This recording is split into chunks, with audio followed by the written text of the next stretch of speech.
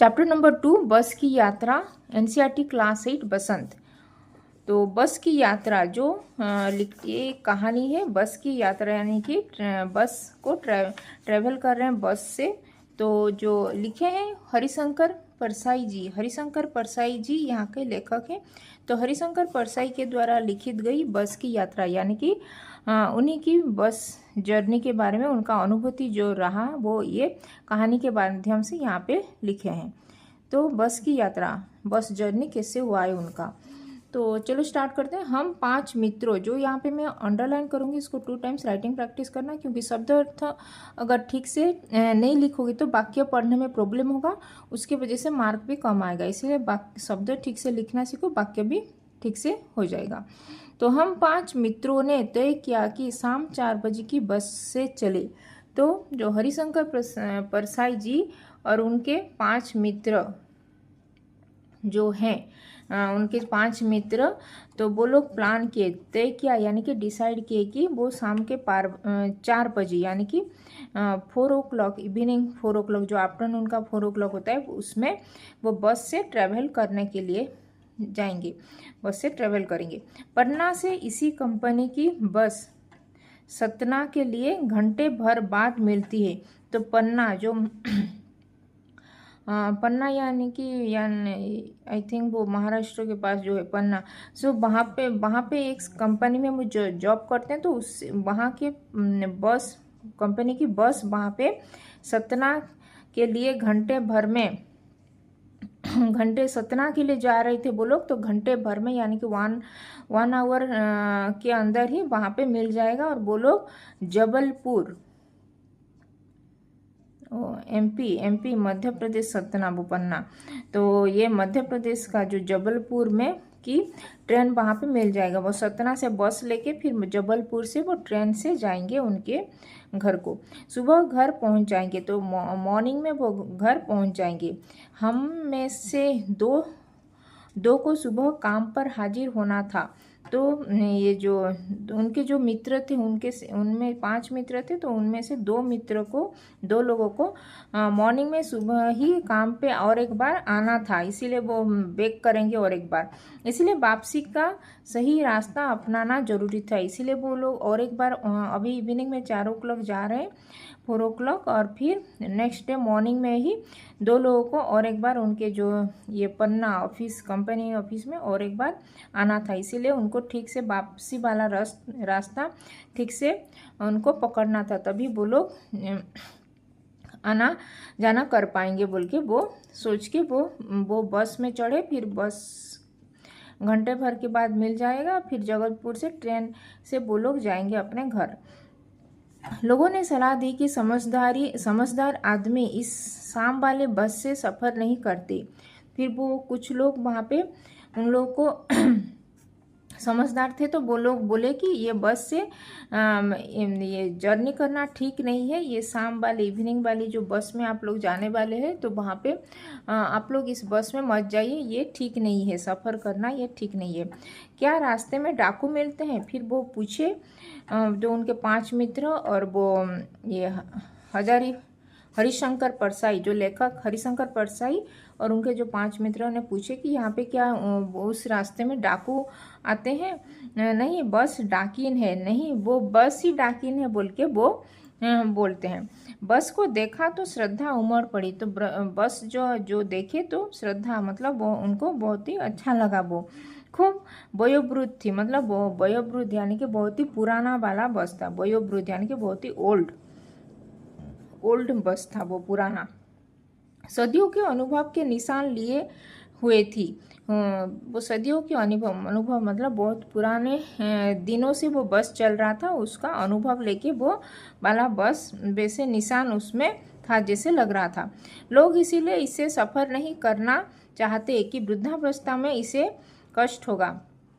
तो इसीलिए लोग इसी बस से ट्रैवल नहीं करना चाहते, क्योंकि वो बस को बस से अगर ट्रैवल करेंगे तो वृद्धावस्था में, जो ओल्ड एज में, उनको बहुत ही पेन होगा, क्योंकि वो बस इतना ये जाएंगे तो उनका ये बॉडी पेन भी होगा बोल के, जैसे बस था वो उसका कंडीशन। यह बस पूजा के योग्य थी, यह बस पूजा करने का योग्य था, मतलब वो ऐसे रखने वाला बस था, ऐसे 100 पीस में पुराना बस एंटीक पीस जैसे। उस पर सवार कैसे हुआ जा सकता है, उस पर कैसे सवार मतलब उस पर कैसे चढ़ा जा सकता है, उस बस में कैसे ट्रेवल किया जा सकता है बोल के वो सोच रहे थे वो हरिशंकर परसाई और उनके 5 मित्र। ये था पेज नंबर 9, पेज नंबर ये था 9 का ये एक्सप्लेनेशन बस की यात्रा। अभी पेज नंबर 10 का करेंगे। तो ये रहा पेज नंबर 10। बस कंपनी के एक हिस्सेदार भी उसी बस से जा रहे थे। तो बस कंपनी जो था उसके एक हिस्सेदार मतलब उसका जो एक पार्टनर भी उसी बस में ही जा रहे थे, ट्रेवल कर रहे थे। हमने उनसे पूछा यह बस चलती भी है? तो फिर वो बस के जो हिस्सेदार थे मतलब उस बस के पार्टनर जो थे उनको पूछे कि यह बस चलती भी है क्या बोल के, ये तो इतना पुराना बस है, वो चलती है क्या बोल के। वो बोले चलती क्यों नहीं है जी। फिर वो बोले जो पार्टनर थे उनके जो हिस्सेदार बस कंपनी का हिस्सेदार जो थे वो भी जा रहे थे उस बस में ट्रेवल करके, तो वो बोले कि चलती क्यों नहीं है जी, मतलब वो क्यों नहीं चलेगा बोल के वो क्वेश्चन किए और एक बार। अभी चलेगी, अभी चलेगी, आप रुकिए थोड़ा बोल के वो बोलते हैं। हमने कहा वही तो हम देखना चाहते हैं। फिर वो लोग और हरिशंकर परसाई और उनके जो 5 मित्र थे वो लोग सब लोग एक साथ बोले कि वही तो हम लोग देखना चाहते हैं ये बस कैसे चलती है, क्योंकि ये बहुत ही वृद्ध अवस्था में पहुंच चुका ये बस, यानी कि बहुत ही ओल्ड बस है, बहुत ही पुराना बस है बोल के। अपने आप चलती है, यह अपने आप ही यह चलती है, इसको हाँ जी, और कैसे चलेगी, और कैसे चलेगी, अपने आप ही चलती है। गजब हो गया, ऐसे बस अपने आप चलती है। फिर वो गजब हो गया, बहुत ही आश्चर्यचकित हो गए सब लोग, और ऐसे बस कैसे अपने आप ही चलती है बोल के वो कहते हैं। वो जो बस कंपनी के जो हिस्सेदार यानी कि पार्टनर जो थे। हम आगा पीछा करने लगे, हम वो लोग सब हरिशंकर परसाई और उनके जो 5 मित्र आगा पीछा मतलब ऐसे आगे पीछे होके बैठ गए। डॉक्टर मित्र ने कहा डरो मत चलो। फिर डॉक्टर मित्र जो वो लोग बोले कि डरो मत चलो बोल के वो कहते हैं बस अनुभवी है, बस अनुभवी है, नई नवेली बसों से ज़्यादा विश्वसनीय है। नई नवेली जो नया बस से भी बहुत ही ये ट्रस्ट करने वाला बस है।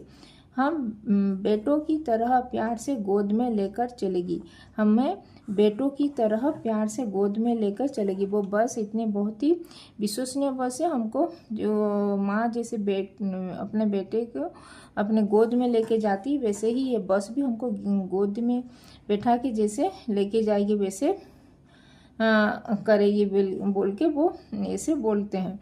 हम बैठ गए, फिर वो बैठ गए सब लोग।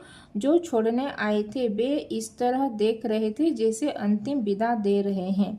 जो लोग उनको छोड़ने आए थे बाकी पैसेंजर को, तो वो लोग देख रहे थे कि ये जैसे अंतिम विदा दे रहे, मतलब वो लास्ट उनका गुड बाय जैसे बोल रहे हैं, क्योंकि ये इतना पुराना बस में क्या होगा पता नहीं बोल के आगे।